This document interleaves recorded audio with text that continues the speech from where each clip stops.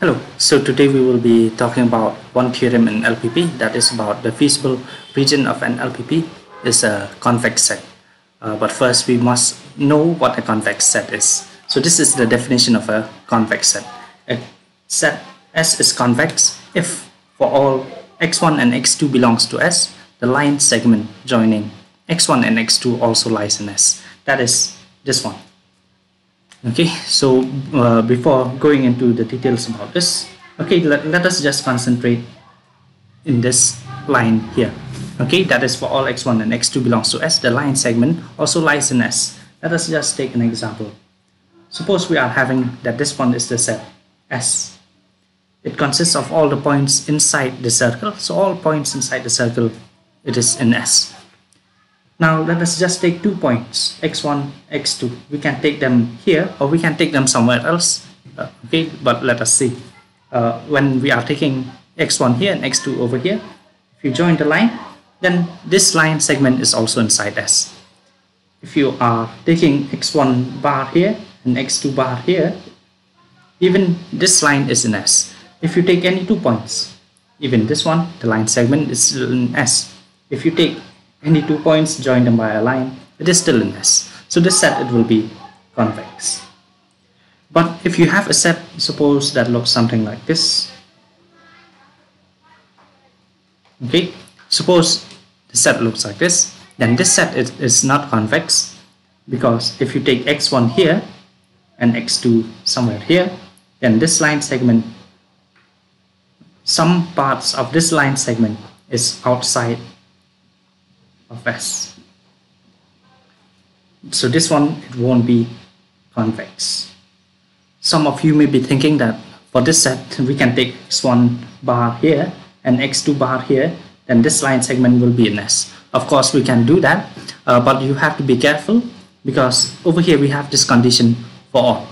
Okay, so whenever we have the condition for all, we really have to check for all points. So that explains these 2 lines about what a convex set is. But over here you have seen that I've written something about that is. Okay, that is this one. How exactly did we get this?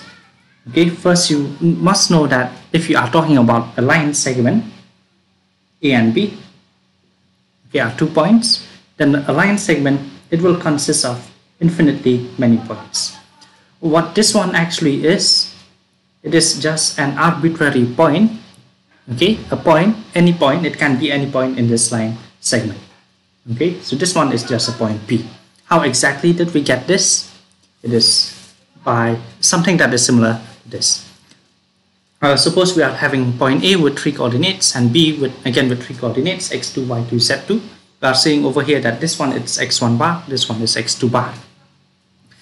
Okay, this one is just an example when we are having 3 coordinates. So similarly, we can do it if the points have 4 or 5 or 2 or even just 1 coordinate. Then equation of AB, it's this. Okay, so this is the equation of AB that you had done. So you can write x as lambda x2, 1 minus lambda x1, y as this. Okay, because we can actually set this one equal to lambda. Okay, so just by using this one and lambda equal to lambda, you will be getting this. Similarly, this one with lambda, you will be getting this. This one with lambda, you will be getting this. So what we are doing over here, we have taken A as x1 bar and B as x2 bar. This point P, it's actually xyz. So the point P xyz, it will satisfy an equation that looks like this. Okay, so this one will be the expression for any arbitrary point in the line segment. Okay, so I hope that is clear how we are getting this condition. Okay, so with that being said, also you must remember that lambda belongs to 0, 1. So with that being said, now let us do this theorem. The theorem states that the feasible region of an LPP is convex.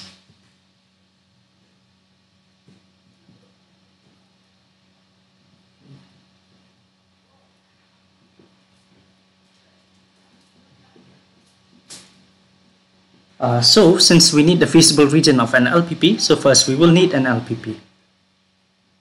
And you must remember that any LPP can be written in standard form. So since any LPP can be written in standard form, we can even start with the standard form of an LPP. Let the standard form of an LPP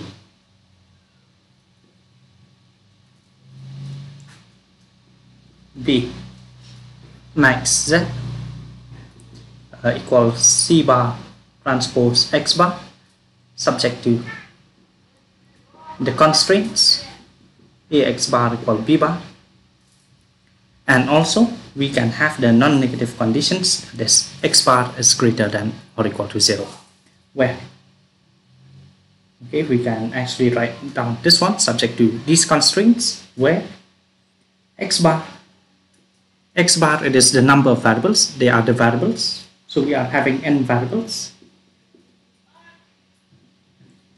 B bar, it is on the right side of these constraints, so we are having m constraints, b1, b2 to bm. And C bar, coefficients in the cost function Cn. Okay, so this one, let it be the standard form of an LPP. So now what we need to show, that the feasible region of an LPP, that S be the feasible region of the above LPP.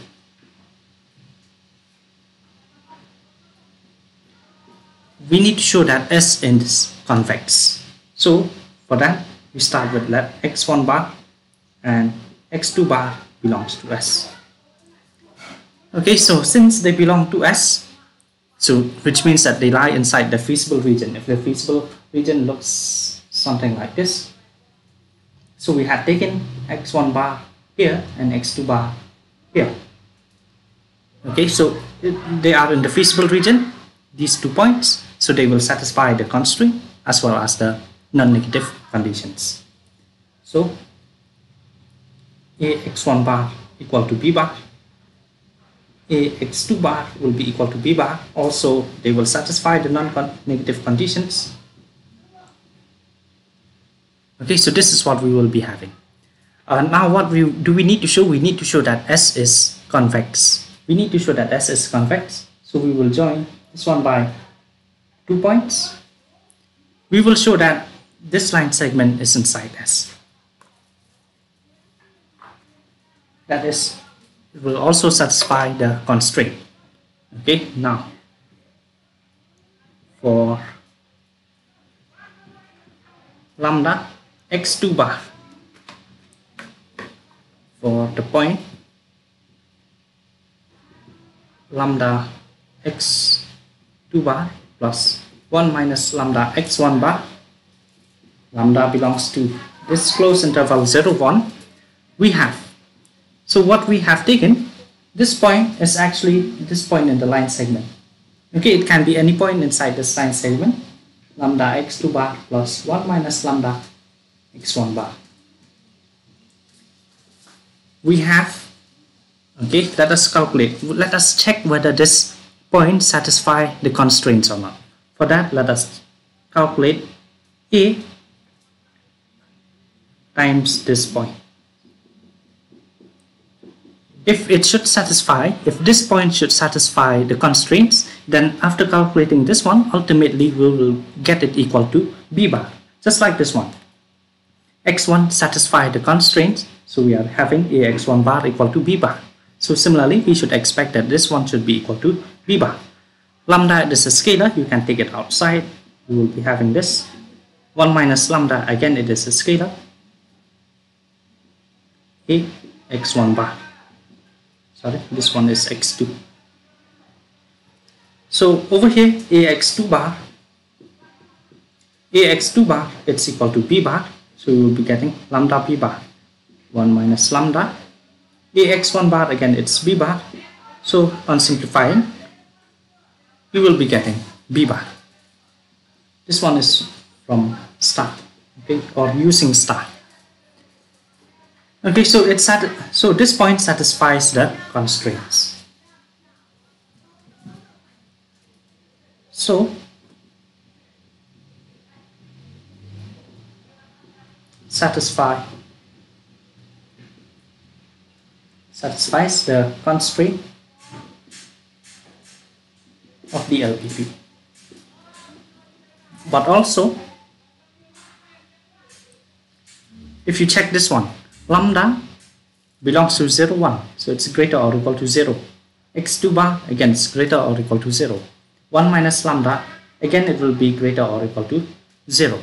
x1 bar will be greater than or equal to 0.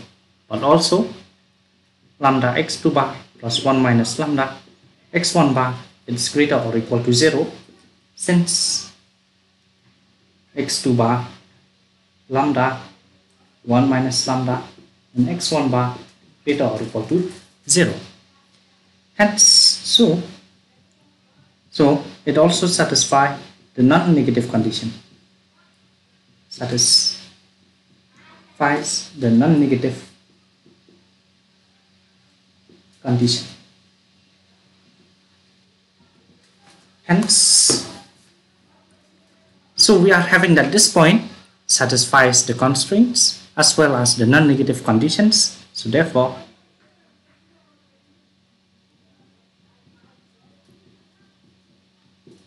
it will be inside the feasible region. So we are done. So we have taken any 2 points x1 bar and x2 bar. We had shown that this one belongs to S for all okay, lambda belongs to 0, 1. We had shown that this one is also inside the feasible region, so therefore S is convex.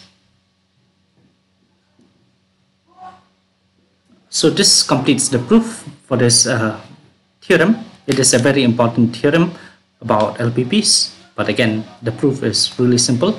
Until next time.